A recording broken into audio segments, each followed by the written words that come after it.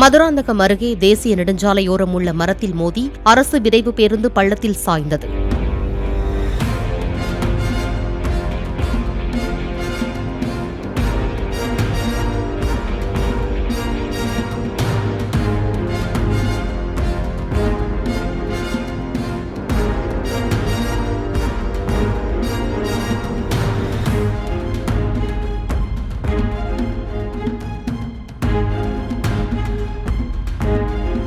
முன்னால் சென்ற container lorry திடீரென பிரேக் அடித்த நிலையில் அரசு பேருந்து ஓட்டுநரும் பிரேக் அடித்தபோது கட்டுப்பாட்டை இழந்த பேருந்து விபத்திற்குள்ளானதாக கூறப்படுகிறது.